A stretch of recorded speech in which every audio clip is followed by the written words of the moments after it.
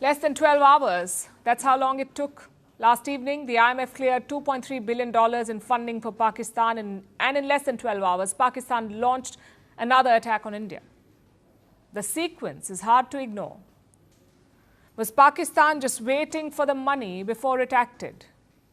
The IMF board has approved 2 tranches for Islamabad. One is a $1 billion loan. This is under the current bailout, the 24th debt relief package given to Pakistan. That's right. We've been telling you about this. 24 bailouts. That's the most that any country has ever received. Pakistan has been given 24 IMF bailouts, and even that is proving to be insufficient for them. So the IMF has approved a second loan. This one is worth $1.3 billion. This is under the IMF's Resilience and Sustainability Program. India raised concerns at yesterday's meeting and abstained. Then New Delhi issued a formal statement. It said Pakistan's track record is poor. It warned of the risks of repeated bailouts and questioned how IMF funds were being used by Pakistan. India called Pakistan a prolonged borrower. Despite this, another $2 billion were approved for Pakistan. So why did India abstain? Why did India not vote against this move? Because there's no such provision. The IMF does not allow a formal no vote. Members can either vote yes or they can abstain. So India abstained. And that's how Pakistan's loan extension went through.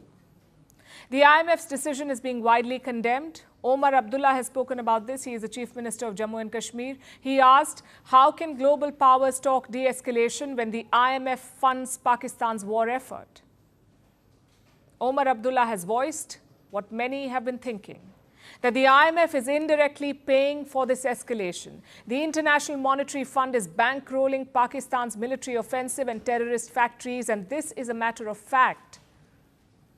Pakistan's army plays an outsized role in its economy. Even under a so-called civilian government, the army controls land, they control industries and investment councils, they own large business ventures. The Pakistani military shapes financial decisions. The military runs Pakistan's biggest conglomerate. Look at these numbers. In last year's budget, they allocated over 2.13 trillion Pakistani rupees to defense.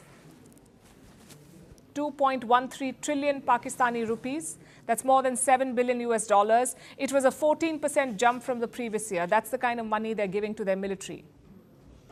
Meanwhile, the education budget is not even 2% of their GDP. The healthcare budget, less than 1%. IMF officials have pushed for cuts in military spending in Pakistan before, but such calls have not been heeded. And they were made as recently as 2023. Nothing came of it.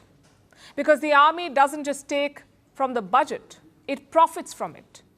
It owns 12% of Pakistan's land. The army owns 12% of the country's land. It runs real estate ventures like the Defense Housing Authority.